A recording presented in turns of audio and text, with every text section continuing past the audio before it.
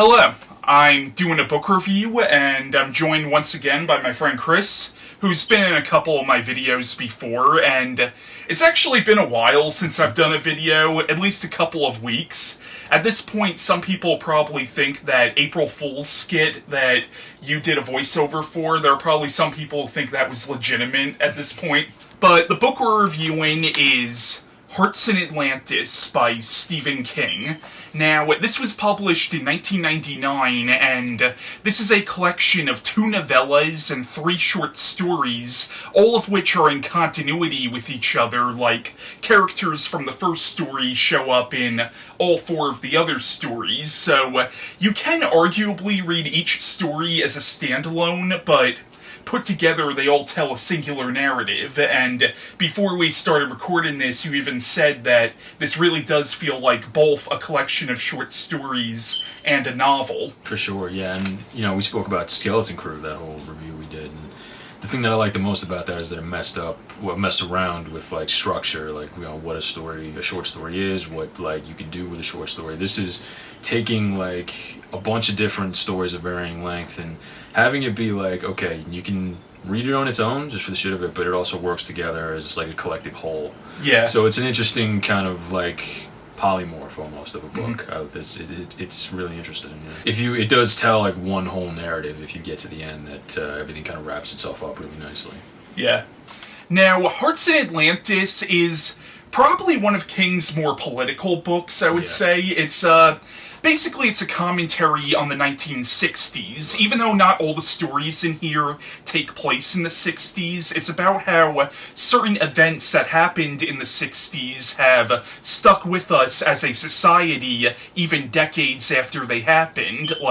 It's about the Vietnam War and the counterculture movement, and really, it's ultimately about the baby boomer generation, and it's about how King kind of feels that generation failed to live up to its promise and ideals. That's right. It's so cool to kind of get a baby boomer novel from that authentic perspective. Talking about Watchmen, that's kind of an indictment of the baby boomer era, but it comes from a British dude.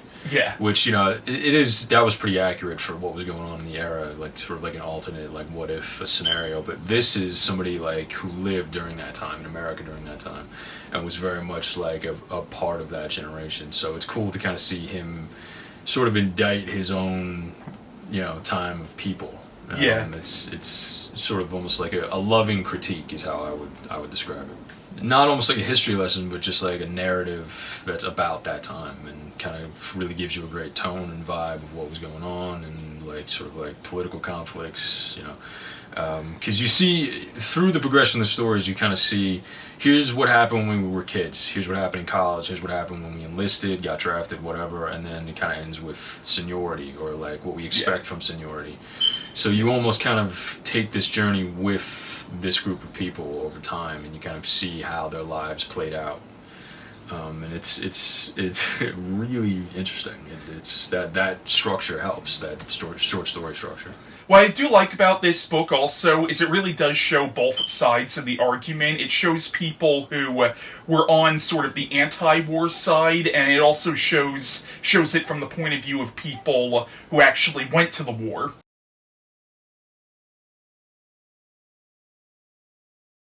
Now, the first story in the collection is Low Men in Yellow Coats, which is probably the most famous story in this collection, and it seems to be the fan favorite, I would say, and I would say it's definitely the most important story in here because it's basically the springboard story.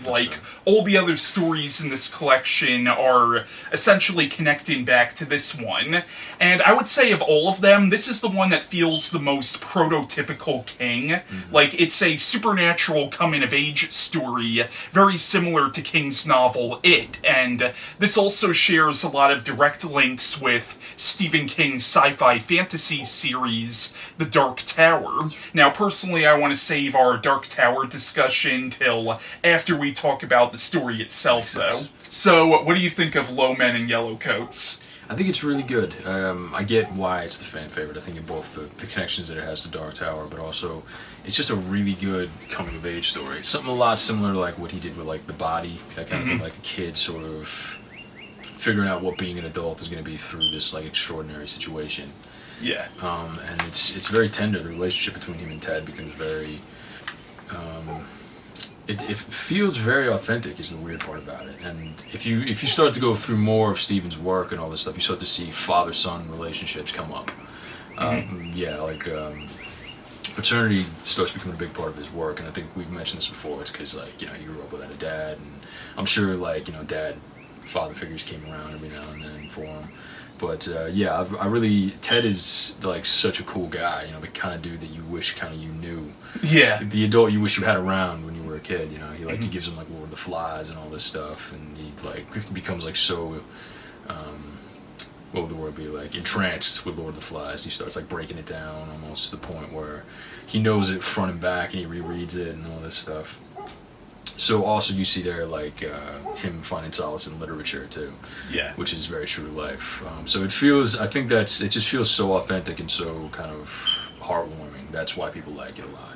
Now, the plot of Low Men in Yellow Coats is it's set in 1960 in this small town in Connecticut, and it follows this 12-year-old boy named Bobby Garfield who lives in this apartment with his mother Liz. His father died when he was very young, and they get an upstairs neighbor, an old man named Ted Brodigan. And right off the bat, you could tell Liz doesn't really like Ted at all. She keeps calling him Bradigan. Yeah. Bradigan.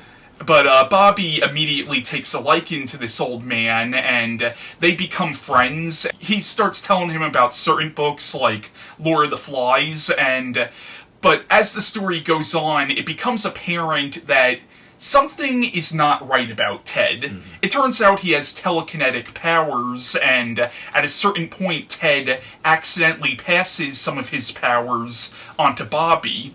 But it turns out that Ted is actually from another dimension, and he's being pursued by these people called the Low Men, who want to take him back to their dimension to use his powers for their own sinister purposes. And that's the basic plot line of Low Men in Yellow Coats. So, what do you think of the characters in Low Men in Yellow Coats? I mean, you obviously already mentioned the relationship between Bobby and Ted, how it's almost a father-son relationship. Mm-hmm. Thing is, it never says flat out that Bobby sees a father figure in Ted. He first and foremost sees Ted as a friend. Right. And Liz, while you could certainly have your problems with Liz, when you really stop to think about it, though, you understand why she's a little weary of Bobby having a friendship with this old man, because he's only a little kid and he's an old-ass man, so you understand why she's definitely hesitant to allow this friendship to happen. And then certain things that happen to her throughout the course of the story, obviously she starts to get very paranoid about who she's around and the people she's letting her kid around. Yeah. You get where her paranoia is coming from, but also you get a sense of they love each other, but there's an animosity between the two of them that isn't really going to properly be solved, just because like she's a single mother, she's under a lot of stress. There's a scene I think where like he can overhear her like crying when she goes to her bed at night. Mm-hmm. So kind of the pressures of her being a single mother and having so much riding just on her, that's really kind of, as much as she loves her son, it's really also suffocating her relationship with him.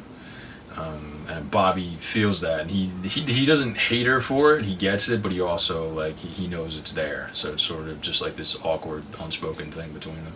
Yeah, and Liz, I think, is like I'll admit when I first read this book, I hated this character, but reading it again, and I think now I'm reading it as I'm a little bit older, I understand her point of view a lot more now, and I actually think she's a very complex character. Sure. I mean, yes, she is unlikable, but she's unlikable in a very realistic way. But what do you think of the relationship between Bobby and Carol? Pretty adorable, actually. Yeah. That's probably one of the sweeter parts of the story, like kissing her on top of the Ferris wheel and all that stuff. It's really sort of like similar to It, where at the end the thing between Ben and Beverly, it's really cute. It's not even romantic. It's sort of just like two kids knowing that they have an affection for each other. So it captures that kind of childhood love type thing really well. And knowing what happens to Carol later on, it makes it even more tragic, I would say. It's a big strength in the story. The relationships. It's definitely the heart of it. And the Low Men almost at that point, it's almost kind of just a way to give the story something to be about. You know, Yeah. those like sort of MacGuffin type plot devices, and it works well though, even though because it ties into like the greater universe. Yeah, it helps that Ted is like on the run from them and all this stuff. It's kind of almost like a cat and mouse game that starts. You see the pet posters and all this stuff. But really, yeah, it's just about how everybody connects with each other. That's the heart of the story. I would say that Carol, she's probably the most important character in this overall book because she's kind of the connective thread. Like, she's the one who's mentioned in all 5 of the stories in this collection. That's right, yeah. She ends up becoming kind of the crux of the whole thing. Yeah. Which is good because that first scene, all the stuff that she has with Bobby, you have this sort of natural affection for her. So the fact that you feel for her just like as a friend or just as a character, you know, it starts to kind of become your guide throughout the stories of the book.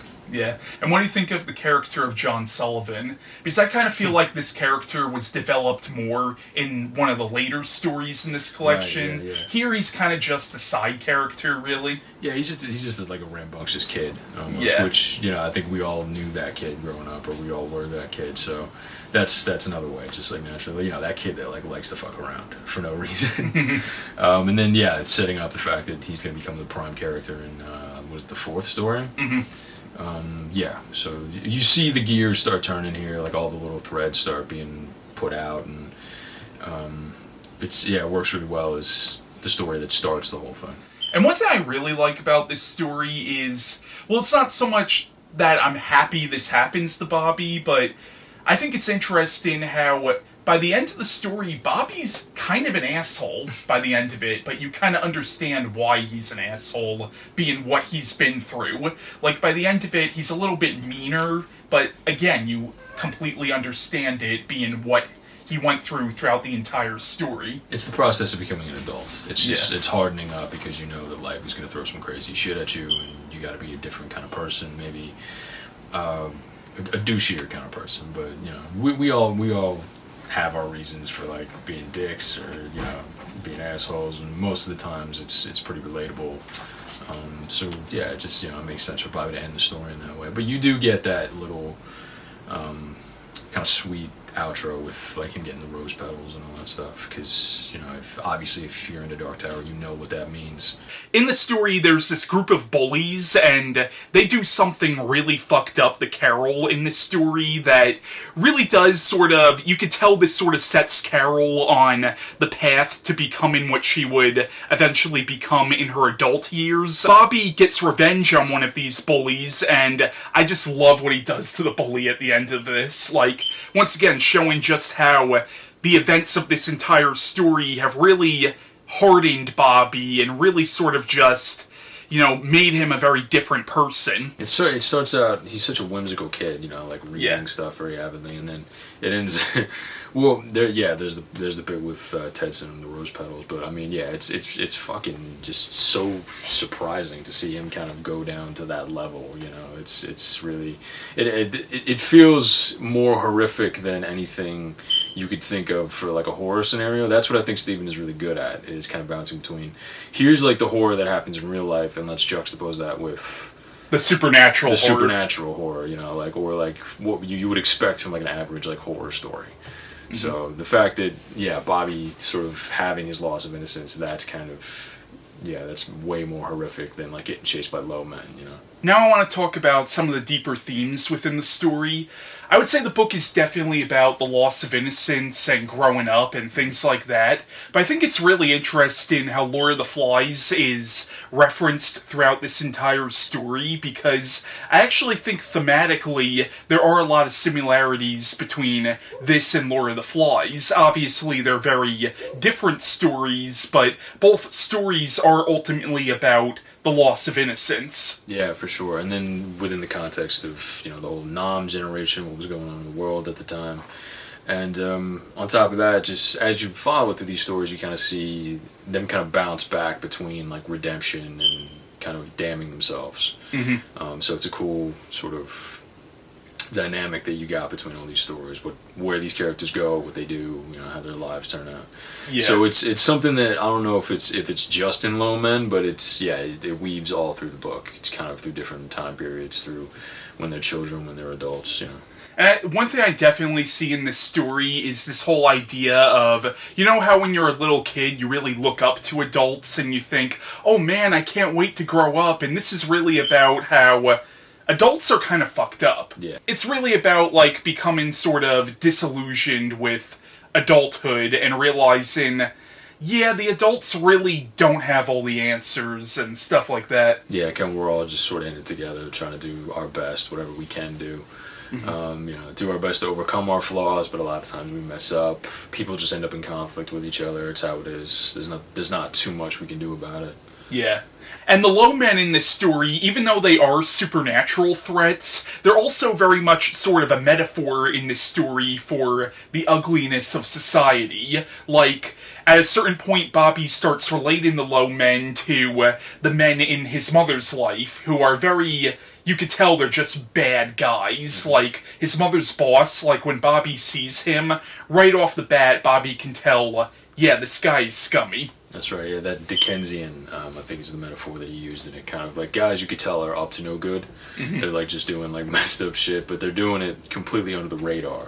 It's just the hats and the rain slickers. That's the only thing that really kind of gives you an idea that something's off about these guys, but they're up to some shit. Yeah. So it's an interesting kind of metaphor for guys who are always on the outliers, but you don't really know what they're up to or what they want. They kind of just seem to get off on messing around. Yeah. Now, how do you think the Low Men work as villains in the story? It depends on how you feel about villains. Kind of a big thing that we see about writing villains now is that you have to know their backstory and you have to empathize with them and all this stuff. But these guys are more just what lies in the shadows, the unknown. But the unknown is a really good thing to focus on in terms of fear and what you're gonna have to face as a person.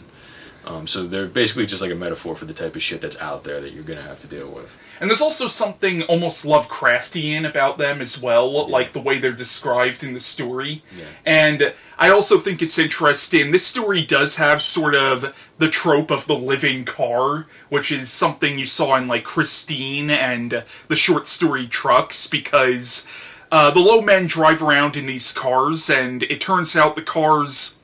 They're not normal cars, let's put it that way. Have you read From a Bee with Cake? No, I haven't read that yet. The car in that story, actually, when they first spot it, it gets dropped off by a Low Man. Oh, really? Yeah, a guy who, or at least one that looks a lot like one, because he's wearing a rain slicker and a hat. So it's that's a connection to this story. Alright. Now, we alluded to this already, but this story shares major links with Stephen King's Dark Tower series. Now, the Dark Tower series, for those of you unfamiliar with it, deals with the concept of parallel universes. The whole idea of the series is that there are hundreds, thousands, perhaps even millions of different parallel universes, and each universe has its own version of planet Earth, and the series is primarily set in an alternate universe known as Midworld, and the series follows this man named Roland, who throughout the series is on a quest for this magical Dark Tower, which holds the universes together. The Dark Tower series also bridges together all of Stephen King's other books and short stories into the same multiverse. And it's never said flat out, but it's heavily implied that the Dark Tower is the physical manifestation of God himself, and the main villain of the Dark Tower series is this interdimensional demon called the Crimson King, who wants to bring down the Dark Tower, which will destroy the multiverse. And it's also never said flat out, but it's also heavily implied that the Crimson King is Satan. What do you think of that? Do you think the Crimson King is the devil, or... He's definitely he's meant to play that role in the story for sure, but I don't know if I feel like the implication might have been that our concept of Satan came from some image of him. Yeah, that's kind of how I saw it. Like, because King does incorporate some aspects of Christianity into his mythos, but at the same time, though, I would argue he leaves enough about his mythology ambiguous enough where you could interject your own interpretation of it depending on what your own personal beliefs are. So, is the Crimson King really the fallen angel Lucifer? I guess that's all up to your own personal interpretation, I guess. I mean, an idea I like is that him knowing that he's kind of the embodiment of chaos, or that he's grown into this figure that represents chaos, he kind of models himself after what we perceive as Satan, or what many cultures have perceived as Satan. That's another cool way of looking at it, but it's meant to be kind of like a make up your own mind type thing. Yeah, because I've always had, granted this is more of a fan theory of mine, but I've always sort of interpreted the Crimson King as like the grand puppet master of the Stephen King multiverse. Like, I've always interpreted it as he was the one pulling Pennywise's strings in It, or pulling the Wendigo's strings in Pet Sematary, and it is confirmed in the Dark Tower series that Barlow from Salem's Lot was an agent of the Crimson King. Now, the low men in this story also appear in the final 3 Dark Tower novels, and Ted from this story, he shows up in the final Dark Tower novel, and also the Crimson King and Roland are both mentioned in this story. And also, in the final Dark Tower novel, there's the heavy implication that Jake Chambers, who is one of the main characters of the Dark Tower, there's a heavy implication that he's actually a twinner of Bobby Garfield. A twinner in the Stephen King multiverse is sort of like an alternate universe version of the same person, but this person could have like a different personality than his counterpart in another universe, and sometimes might even have a different name, but it's sort of the same person, just in 2 different alternate timelines, essentially. Now, Stephen King's novel The Shining is also considered to be part of the overarching Dark Tower mythos, and since Ted has telekinetic powers, you could draw a possible connection between Ted and the character of Danny Torrance and the character of Dick Harlan from The Shining. Like, maybe Ted has some form of The Shining. What do you think of that? Do you think he could have the shine? I could totally believe it. But there's so many, I think, iterations of psychic behavior that you see in these stories that, I don't know, it's such a wide spectrum between, like, the touch and just, like, like Charlie's powers of Firestarter, Carrie's powers, all this different stuff. So I think it's more of like a pick and choose, just, whatever you like or whatever you think makes sense, I think works pretty well, yeah. Sometimes I don't know if it's necessarily anything you want to slap, like, a category on, like, okay, this is the touch, this is the shining, because it's so broad, So in Ted's case, maybe he's just like a general psychic. Yeah. But I think most stuff you see in it do fall like under kind of being shiners, like some of the characters from It, and even like Annie from Rose Red, who's got like the exact same powers as Carrie. It's it depends. So, any closing thoughts on Low Men in Yellow Coats? I definitely appreciate it for that coming of age, like boy and his mentor type feel. It's not what King is known for, like right off the bat.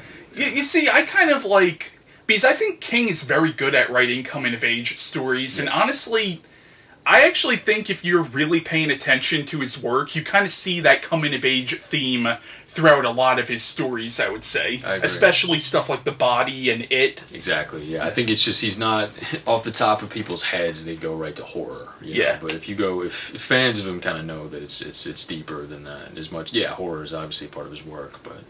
But yeah, I think it's a great story. Even just as a standalone story, it's very good, but connecting this with the other stories in this book, it also works really well as sort of, as I said, the springboard story. Yeah, it launches and just like starts all those threads that ultimately weave through everything and then wrap up at the end. Yeah, it's a cool structure for a novel. Now I want to introduce my friend Mark Allan Gunnells, who is actually an author, and I've reviewed several of his books on this channel before.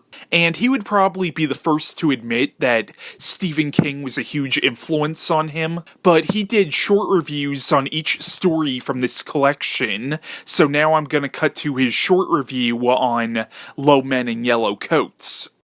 Hello out there, Mark Allan Gunnells here.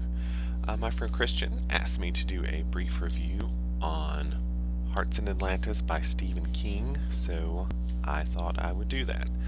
Hearts in Atlantis is a book I have an odd relationship with in that I like it, but it's not one of my favorites. It's a collection of sorts. It's 2 longer novellas and then 3 short stories after. Typically I'm a big fan of his collections. This one I find a little hit or miss, mostly because I think some of them are a little too on the nose, like they're a little too preachy in their trying to make a point. Not to say that they're not good, but they don't appeal to me as much as some of his other work. I'm going to talk briefly about each of the stories in the collection. It actually opens with a longer novella that could almost be a novel in its own right, entitled Low Men in Yellow Coats. This was the story they turned into the movie that they called Hearts in Atlantis, but that story in here is The Low Men in Yellow Coats. And that actually was a really great story about a young boy, Bobby, who befriends an older man who moves into the building where he lives with his mother. A man with a secret, a man who is being sought by others. It's a really good story. There's a lot in there about friendship. There's a lot in there about growing up, about how we feel about our parents when we realize they're not perfect, about reading. This also has a very strong connection to the Dark Tower series that was actually removed when they made the movie. It's definitely in there, you can't miss it, but it's also not overwhelming that you can't enjoy it on its own, separate from the Dark Tower series. So that one was really great.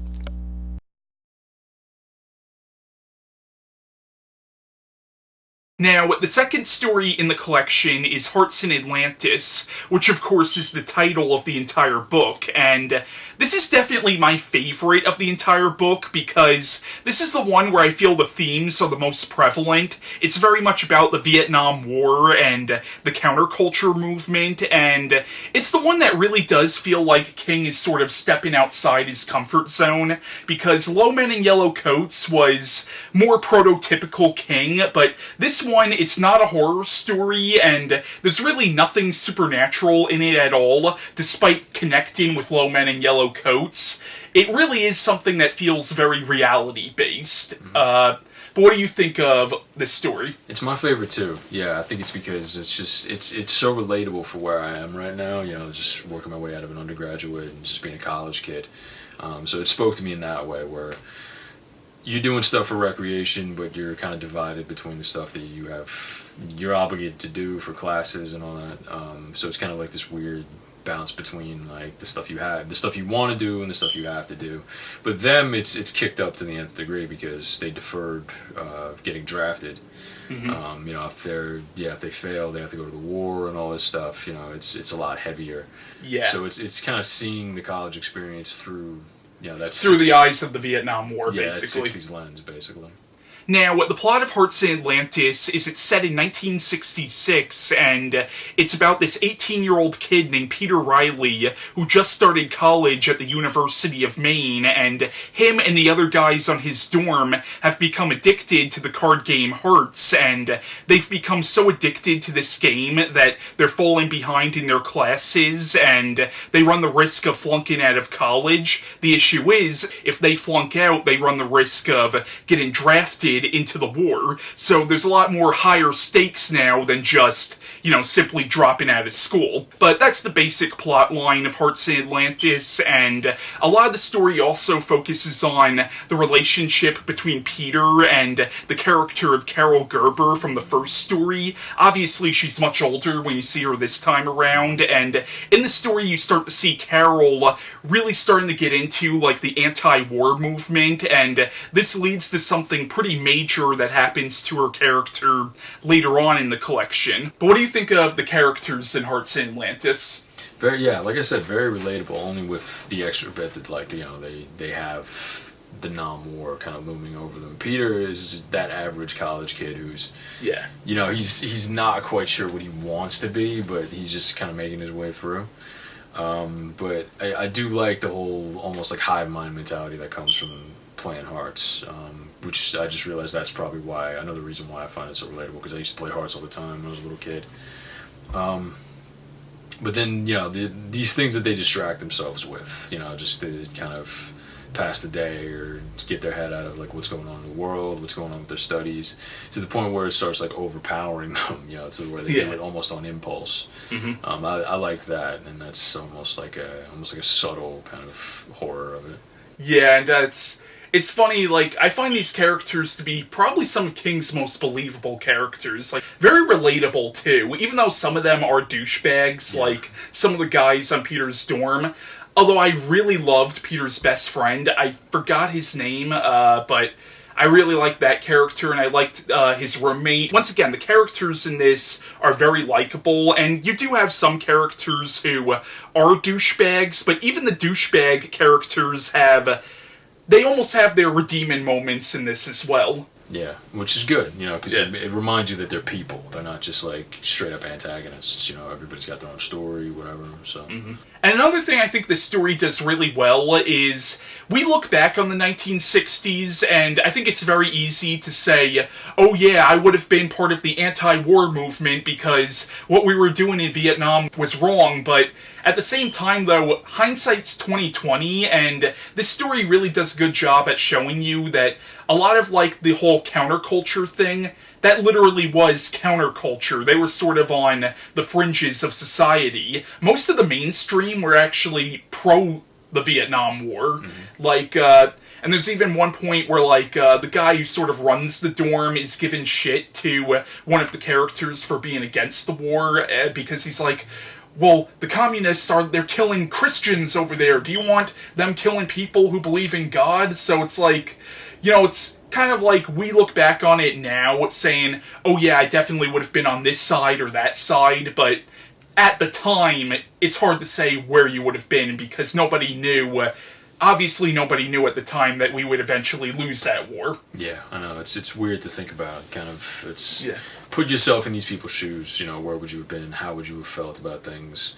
What would your passions have been? You know, Carol obviously finds herself in activism. You know, certain people just kind of... And you do kind of get not to cut you off, but you do kind of get the sense that part of the reason she becomes an anti-war activist is partially related to what the bullies did to her in Low Men in Yellow Coats. Right. And it's funny, you can read this as a standalone story, but I think if you read this right after Low Men, you'll get such a greater feel for it, I would say. It gives you much better context, yeah. Which is what you want, so definitely read the whole thing, as much as each thing stands on its own. And I think there are definitely a lot of themes in here about disillusionment and also just about college life in general. I mean, we already talked about that.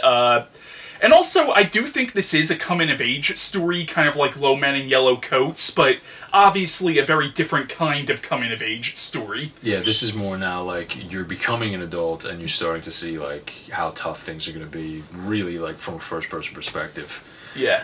Because, you know, college is like throwing a lot of shit at you, like even just what's going on in the world, you know, political affairs, problems, that kind of thing. Yeah, what affects everybody around you, your generation. Now, hardcore Stephen King fans might appreciate the reference to the town of Derry in this story. Derry was the setting of King's novel It, and it was also the setting of Insomnia and Dreamcatcher. I thought that was pretty cool. Any closing thoughts on the second novella? It's my favorite in the whole thing. I think I get, honestly, why it's the title, because this is the stage where they start to see that there's going to be major upheaval because of what's going on with Nam and just in the 60s in general, that kind of clash between free love, hippie thinking, and then the inevitable commercialism that's going to come about over the next 20 years, kind of, that which we get to later, a lot of them are going to feel they sold out on. Yeah. So you start to see that overarching, like, okay, here's what happened with the baby boomer generation, that kind of the way that they switched up their thinking in between times, and this is where that begins to branch out. Yeah. The second novella is entitled Hearts in Atlantis. That's the actual title story from this collection, and it's probably my favorite. There's a lot just about sort of becoming an adult, becoming disillusioned, things like that. And it is a beautiful story. These college students become almost obsessed with the card game Hearts, to the point that and some of them do end up getting, having to drop out of school. It's a really beautiful, moving story, and having read the nonfiction book Hearts in Suspension, you realize that King took a lot of his own college experiences and put them in here, and I recommend that one a lot.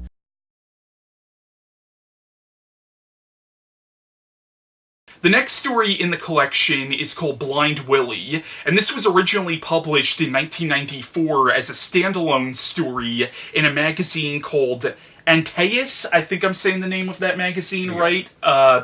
And this was republished as part of this collection and obviously re-edited to match the continuity of the other stories. Now, this is set in 1983, and it follows a character named Willie Sherman, who was a minor character from Low Men in Yellow Coats, who was actually one of the bullies who would bully Carol Gerber and Bobby Garfield. And this is sort of, in this story you find out that in Vietnam there was like, a grenade went off by him and he went temporarily blind, but in this you find out that he sort of suffers from hysterical blindness once every day, and he uses this to his advantage, where he goes out into New York City pretending to be a blind homeless veteran, basically. This is honestly my least favorite in the collection. I'll admit, when I read it again, I gained sort of a greater appreciation for it. Like, I see what King was going for, but ultimately, for me, it's the weakest of this entire book, honestly. In my opinion, at least. I get why you mean that, because I think out of all of them, it's the one that's most out of sync with the other four. Because like the story after this was Sullivan, that's like very much connected to the others, and then the whole finale. Yeah. This is kind of almost like just sort of almost like an interlude wedged between the five. Well, out of the five. But I like it just because it plays to that theme of repetition being a form of hell. You see that. Yeah. You see that from the end of Dark Tower. You see that kind of branching in a lot of his work. And actually that makes sense, because the character is also a Catholic, and you very much get this in the story you find out that he feels very guilty for what him and his friends did to Carol, and you almost get the sense that he feels this is his penance for what he did. Right, exactly. So that is something I do like about the story. Like, again, when I first read the story, I didn't really understand what King was going for. Now I think I do. Still, ultimately, I just feel it's kind of a weak story, honestly.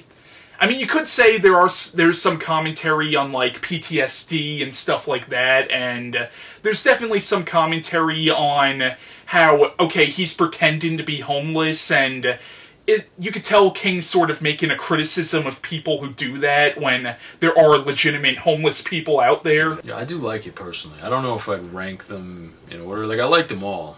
This is probably the least significant out of all of them. Kind of like a sort of almost like a pocket tale out of all of it. But the idea that this is like a psychosomatic thing for him, like he can't. You don't even know if it's like a health problem or if it's really is just caused psychologically.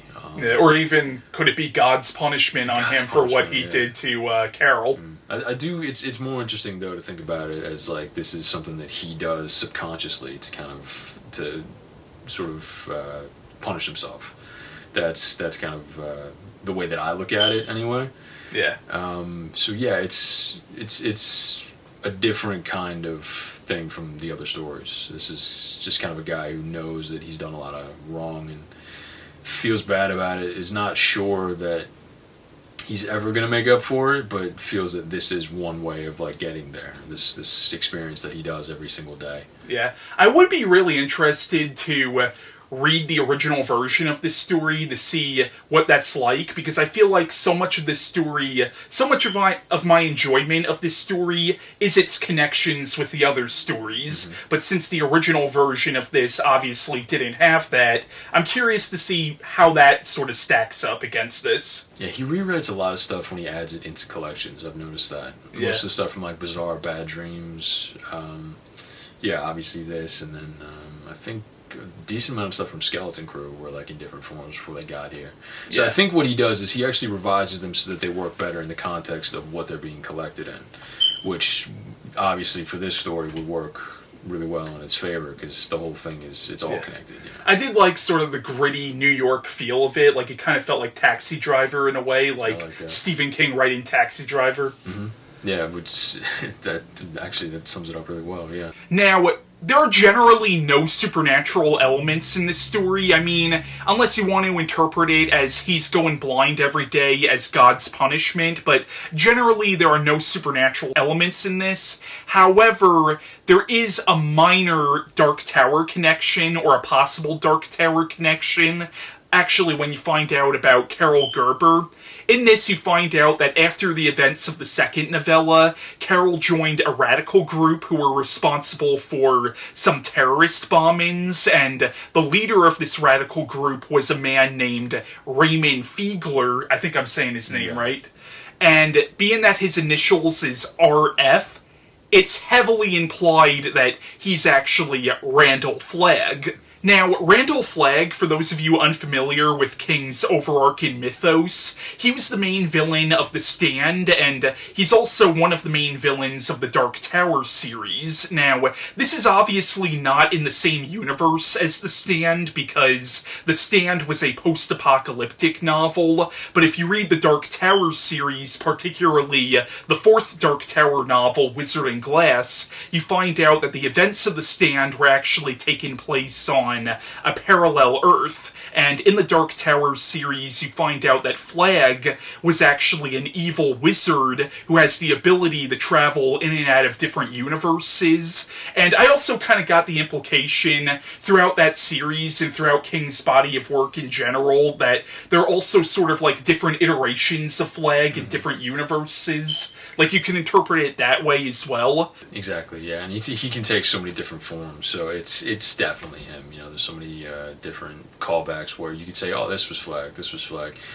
He just wrote a book called Gwendy's Button Box with Richard Chismore, and the guy who shows up in that is definitely him. Yeah. He's like same initials, he's a dark man, manipulative. You know, those are basically the call signs to know that it's him, and yeah, he turns up in just about almost everything, you know, a good amount of stuff. So it's cool to see his inclusion here because it feels like, you know, like Nam-era America would be a good place for him. Yeah. Because there's so much, like, political upheaval, and he's a guy who's all about, like, pulling strings and, like, you know, tricking people. We'll talk about this, obviously, when we get to the final story, but in the final story, there's an even bigger implication that Raymond Fiegler is actually Flagg. So, any closing thoughts on Blind Willie? I like it. I think it works well as its own little tiny thing. Comes almost like handing off the first half of the book to the next half, which was about sort of like adolescence and then being college age, and then throws it off to being an adult and getting old. So this is like that midpoint, and the irony that it's about like living in a personal hell, and it's stuck between the other four stories. It's kind of like it's trapped almost in the middle of the book. It's structurally it's almost like he's winking at us. So yeah, I like this story actually. It's not my favorite, but yeah. Again, I hated it when I first read it. Reading it again, I do like it a little bit better, but it's still, again, not to sound like a broken record, my least favorite. Then there is a short story called Blind Willie, which it's a good story. But it's probably one of my least favorites only because, to me, it feels almost like filler. The story, to me, is here only to serve as a way to get more information about Carol, who was a little girl in the first novella. This sort of gives you some information about what's happened to her as an adult. She also appeared in the second novella too. So the story here seems to exist just to kind of get you up to speed on her. So it's a decent story, but to me it doesn't feel necessary.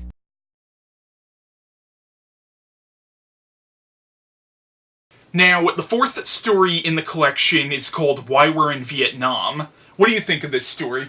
I like it. I like it because John kind of he sort of encapsulates, I think, everything that the book is trying to say, like, as a character. Yeah. Because he's been through the war, he feels tremendous guilt about what happened, about being involved, but at the same time, the fact that he served his country, you know, he feels a lot of conflicting emotions about it, and he, going into adulthood, it's really haunting him. And then on top of that, they get into, you know, did we sell out to capitalism? Yeah. When we came from what was essentially a hippie generation. We were all talking about free love and, yeah, like, fuck, like, big spending and all that shit. But then, as, like, the 80s turned around, we all became, like, conservative cunts, basically, you know. So he's got all this stuff that's just, like, tearing him apart about, like, the age that he lived in and whether or not he lived a good life, or just, like, you know, the general life of somebody who came up in that era. And I also think the story is almost like, it's basically sort of a philosophical discussion about America's role in the Vietnam War and was it right or wrong, but it's sort of that masquerading as a ghost story. Exactly. Yeah, that sums it up pretty well. Yeah, it's ticking a lot of different boxes, which I like with these stories. Now, the plot of Why We're in Vietnam is it's set in 1999, and it follows the character of John Sullivan, or Sully John, who is a minor character from Low Men in Yellow Coats. In this story, you find out that he served in the Vietnam War, and while in Vietnam, he witnessed the murder of a Vietnamese woman, and every so often he sees the ghost of this Vietnamese woman, and him and his former commanding officer are at the funeral of a fellow Vietnam vet who recently died. And in the story, him and his former commanding officer get into a conversation about the legacy of the Vietnam War. You actually get a lot of interest in satire in this story on, like, Americana and things like that. Like, the story is kind of structured where it's jumping back and forth between John on this highway stuck in traffic and him at the funeral with his former commanding officer, and I don't want to give it away, but let's just say something very surreal starts to happen while he's stuck in traffic. But yeah, I think it's a really good story, honestly. Like, I know some people who consider it to be a little too preachy or a little too on the nose, but that doesn't bother me for this. Yeah, I don't think so either. I think the preachiness is kind of the point of this one. This is the one that really, like I said, encapsulates it so well. It's really about what these themes are trying to say and, you know, what that era means to people or how it affected people. And it's with the surreal stuff that happens, it's very King-esque. So it's kind of getting back to Low Men, you know, kind of that supernatural quality. Yeah, and it's funny how in the story, like, when he's seeing the ghost of this woman, you could interpret it as maybe his guilt is causing him to go crazy and hallucinate, but by the end of the story, you start to realize, no, there was something supernatural going on here. Yeah, there definitely was, especially how eventually it ties into that final story. Yeah. There was some interesting kind of weird extra-dimensional thing going on that is intriguing, but naturally never fully gets explained. Yeah. Very King-esque. Now, there's some dialogue in this story that John Sullivan's former commanding officer says that I think really does sum up what the themes of this story are, and the themes of the entire collection are. I was going to read it out loud, but I read horribly when I'm trying to read out loud, so I'm going to have Chris read some of this dialogue. I like lots of people our age when they're one by one, he said. But I loathe and despise my generation, Sully. We had an opportunity to change everything. We actually did. Instead, we settled for designer jeans, 2 tickets to Mariah Carey at Radio City Music Hall, frequent flyer miles, James Cameron's Titanic, and retirement portfolios. The only generation even close to us in pure, selfish self-indulgence is the so-called lost generation of the 20s, and at least most of them had the decency to stay drunk. We couldn't even do that. Man, we suck. Like, I find that to be just beautiful dialogue right there. It's well written, yeah. It flows so well, because it feels like you're really just having a conversation with somebody. Yeah. And it really does sort of tie into, in the beginning of the collection, King quotes the line from Easy Rider, "We blew it." And I think that's really what he's saying in this story, is that the baby boomer generation blew it. Exactly. Like, they had a chance to change the world, and they just didn't. They sold out. I love that quote from Easy Rider, because that was another, like, sort of generational kind of screed against what happened. And the funny thing is, that's the last line of that movie. Yeah. Is, we blew it, and then the final shot is, in that movie, they have like their riches in a tank in one of the motorcycles. And then the final shot of the movie is this just like pan out shot as the tank is on fire. So, and the last line is "we blew it." So that was a very sad, very like ruminative take on like what happened with the baby boomers. So I like that he shouts that out, because it's not that same level of depression. Yeah. But he talks about like, here's where we fucked up, and we gotta acknowledge that, and just try to move forward with our kids and with life and with the world. Yeah. The next story in the collection is called Why We're in Vietnam, and it's about two Vietnam vets getting together for the funeral of a third, sort of talking about the war, some horrible things that happened there, what happened to the people since then,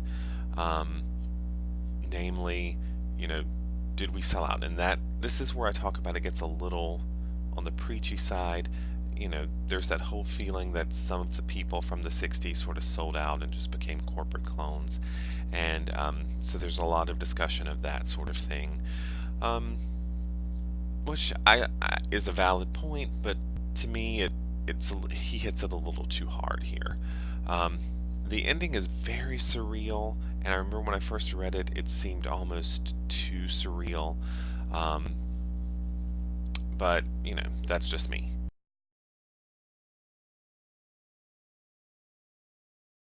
So the big outro story is called Heavenly Shades of Night Are Falling, and it's basically everything getting wrapped up, these themes, whatever plot you can kind of gander from it. It's Bobby going back to his hometown to go to Sullivan's funeral, who was the lead of the last story.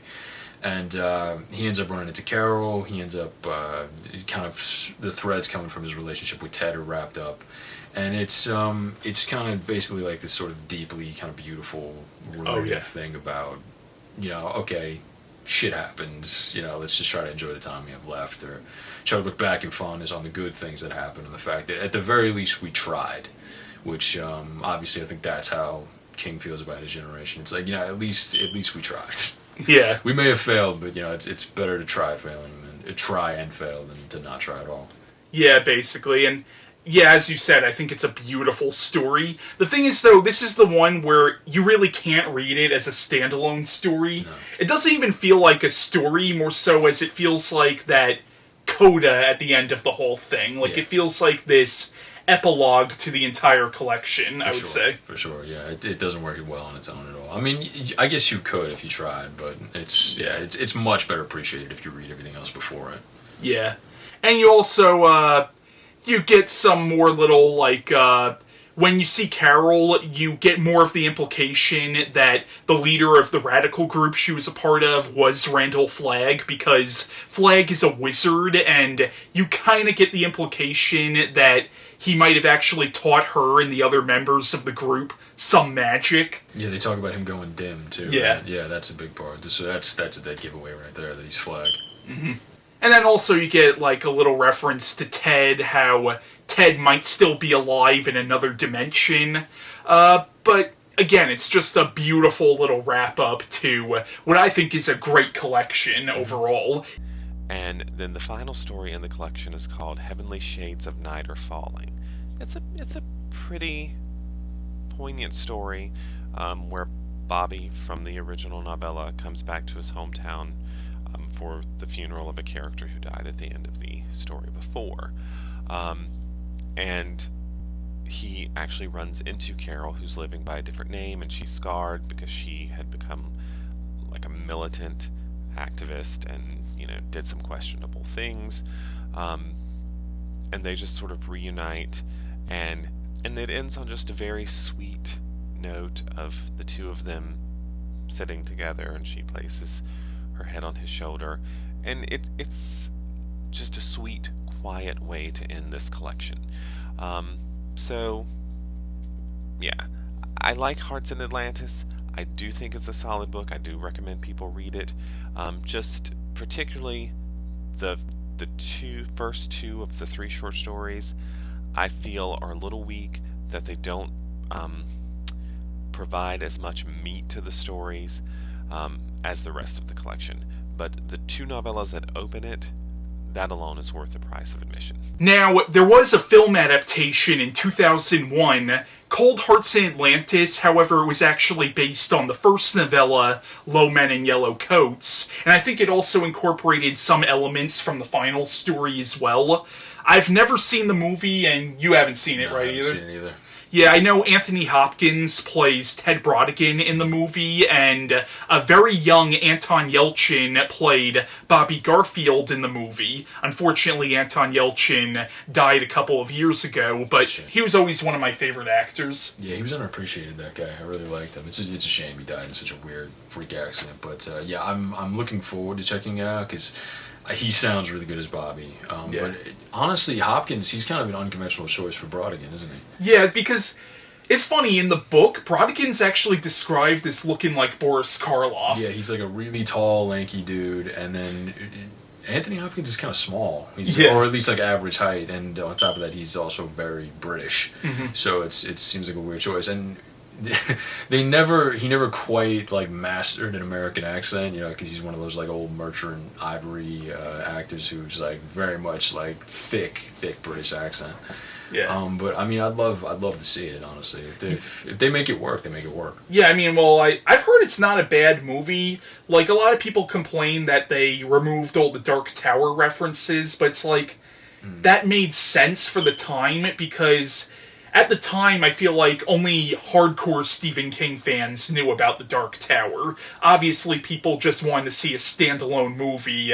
Would have been like, what the hell is all this shit about a tower, They wouldn't get it at all. Yeah, it would have been very out of place if you were just trying to make like a big theatrical feature. Yeah, from what I understand of the movie, the only supernatural elements they keep is the fact that Ted has psychic powers. Mm-hmm. I think the Low Men aren't even like supernatural. I think they're actually humans in the movie, from what I've heard of that film. It's a change that makes sense. Yeah, you can only get so upset with it. I mean, I guess it depends on how much you love that story. Yeah. But yeah, it sounds good. I need to check it out at some point. And then if you want a more faithful interpretation of the Low Men, this was a terrible movie, but in the recent film adaptation of the Dark Tower series, the Low Men did play a role in that movie, and those Low Men were a lot more closer to how they were in the books. Mm-hmm. But regardless, that still wasn't a very good movie. No, I'm not crazy about that movie either. Yeah. So, before we end this video, any final thoughts on this collection overall?